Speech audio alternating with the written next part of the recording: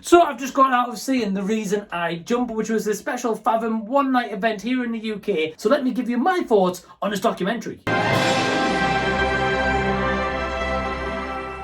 Hey, what's up everyone? Welcome back to another edition. I'm Mike, and if you're brand new to the channel or you're an existing viewer to the channel but you're not subscribed as of yet, please smash that red subscribe button so I can see you next time. Join me on these awesome adventures where I talk about adventure days, Back to the Future, movie reviews, documentaries, all sorts of cool stuff, and you get to see some cool backgrounds as well, so it's always a plus. So today I'm talking about The Reason I Jump, which is based on a book written by Naoki Higashida, if I've pronounced that correctly. Now, I've actually never read the source material, so I can't comment too much on that compared to this documentary. So what I can really say about this, firstly, is I didn't have a lot of knowledge going into it. The premise of this documentary is around these non-speaking autistic people around the world, and it's based on the book, and the story is told throughout 5 or 6 different character arcs. Firstly, I'm not very too familiar with autism itself. I might know a couple of people with it, but I don't actually know a lot about autism in general. So after seeing this documentary, I can really see that my eyes have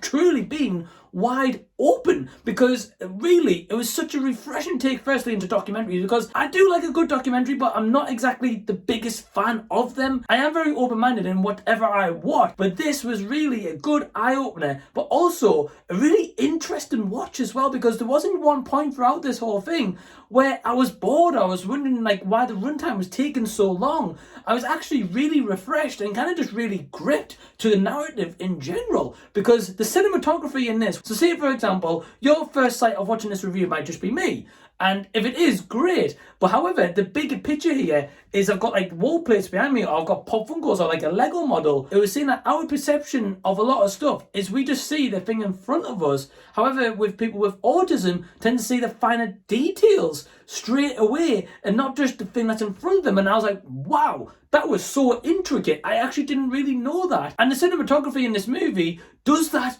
throughout. It really tests your vision on what you're actually seeing in front of you, and if you're seeing things in the background or the finer details of that object or objects. And I was just really implored by that, and I've never really kind of seen a documentary film kind of focus on that narrative before. So I also love the huge character arc that was presented in this documentary, because it's based at around 5 or 6 different people all over the world, like the United States, the UK, India, and so many other more places. I don't want to say it all for if you ever do check this out, and I don't want to kind of give many spoilers. Overall, I love the character studies. I love the development throughout this. So one other thing I want to give massive props to right at the get-go is right at the beginning of this documentary, we see this little autistic boy run around kind of like in the fields, or he kind of just gets up off the grass or this beach and he starts going on a walk.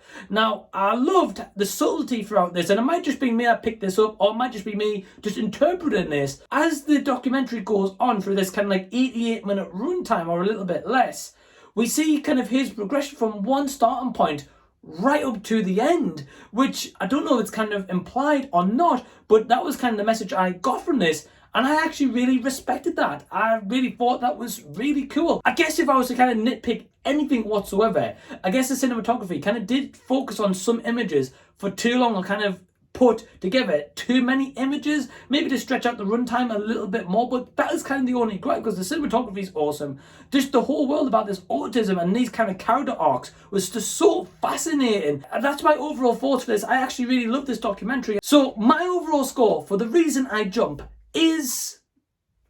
So yeah, I really hope that you enjoyed this review. It's certainly something a little bit different I wanted to cover for the channel, and also because it was kind of like a special Fathom event, I wanted to go out and support that, and I actually paid a premium to visit this documentary tonight on top of my kind of monthly cinema pass. So please feel free to smash that thumbs up button and the subscribe button as well while you're there. I really appreciate it, and I'd love to see you again next time. But until that time, this has been the Z Review, and I'll be seeing you later.